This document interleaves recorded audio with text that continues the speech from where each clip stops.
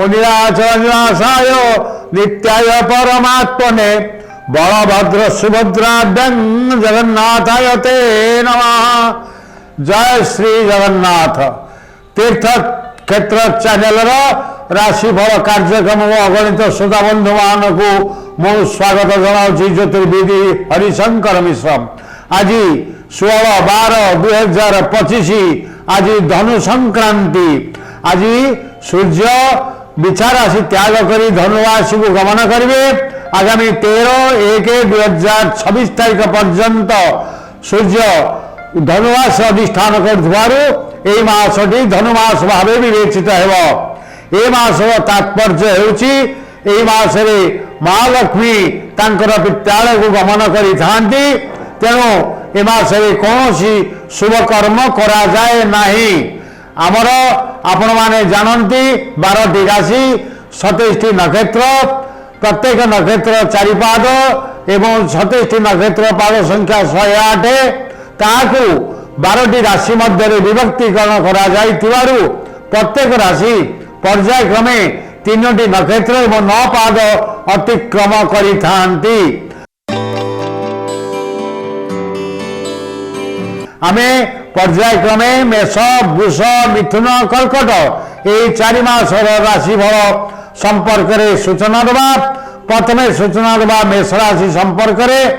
मेष राशि 3टी नक्षत्र 1 अश्विनी मेष 2 द्विजा मेष 3 कृत्तिका मेष यही 3 नक्षत्र मेष राशि जात व्यक्ति मानकर ए मासे स्वास्थ्य समस्या को नहीं चिंतित रहिबे।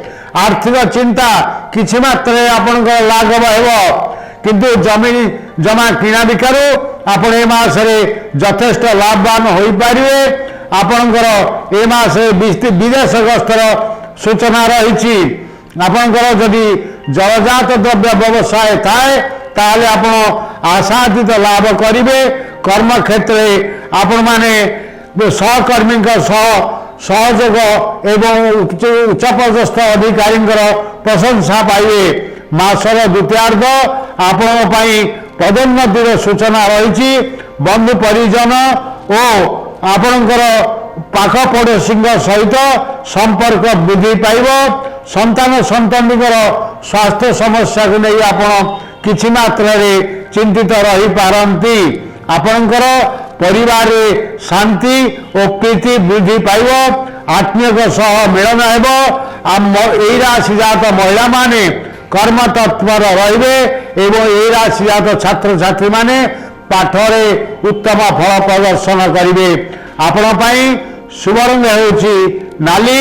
आपण पई सतर्कता दिवस हेउछि डिसेंबर 17, 18, 19, जनवरी 11 एवं 12। आपण माने प्रत्यह हनुमान चालीसा पाठ करंतु एवं प्रत्यह ओम अंगारकाय नमः पुनश्च कहलौछि ओम अंगारकाय नमः यही मंत्र 28 थर जाप करंतु आपन शुभफल मिल। शुभफल अत्यधिक शुभफल मिल किंतु आपण माने कौन सी मंगलवार दिन आमिष भक्षण करंतु नहीं।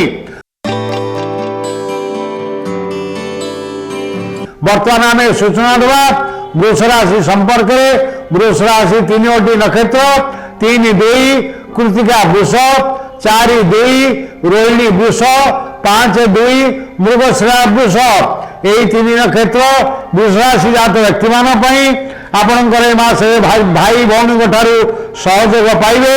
पारिवारिक समस्या जदि किछि थाए ताहे मास दूरीभूत हेबो एवं आपणकर बाह्य शत्रु सक्रिय रही आपण टिके सावधानता अवलंबन करंतु।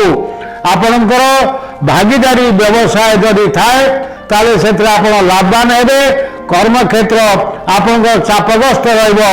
आपण ए मासरे अनेक शुभ कर्म जोग देबे।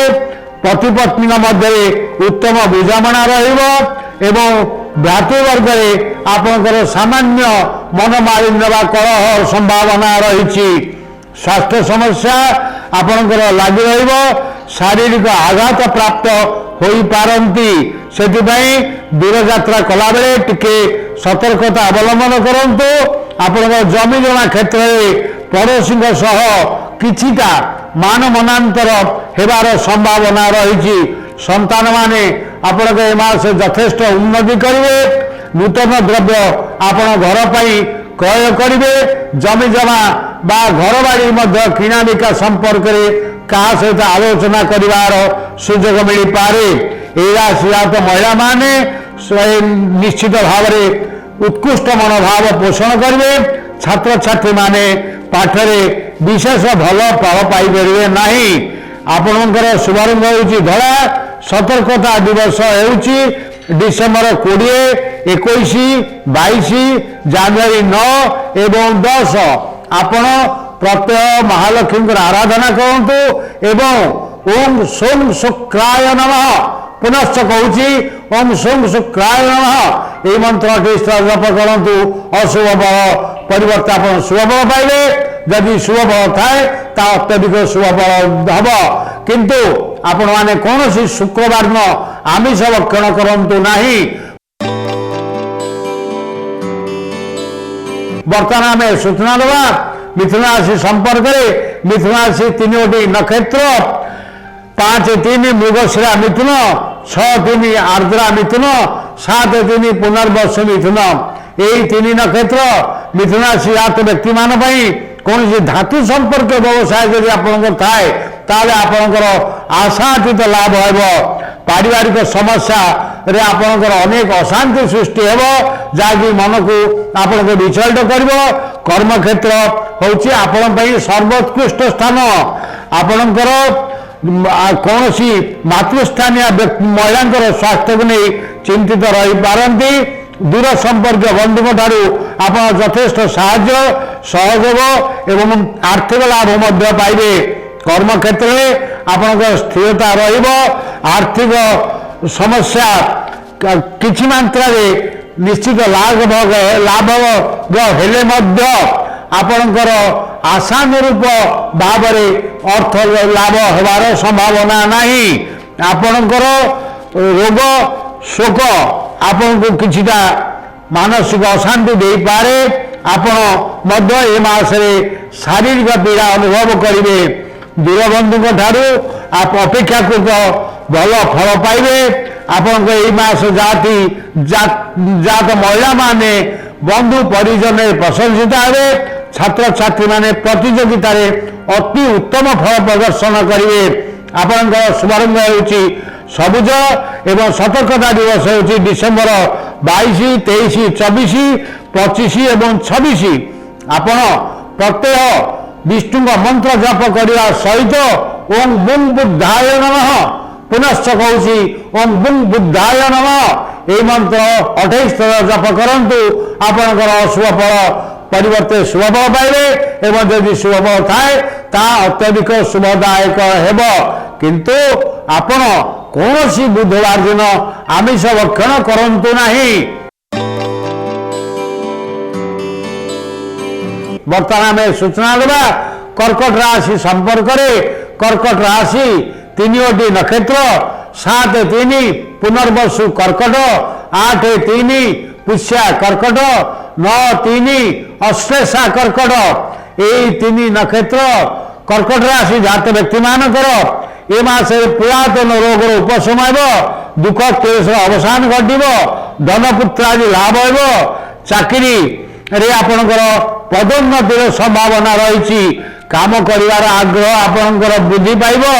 मानसिक चंचकता सत्वे आपणकर व्यवसाय मध्य अर्थ लाभ हेब। आपणकर भातृवर्ग कलह हबार संभावना रही। आपणकर भाई भौणी मध्य सन्देह वातावरण सृष्टि हो पारे।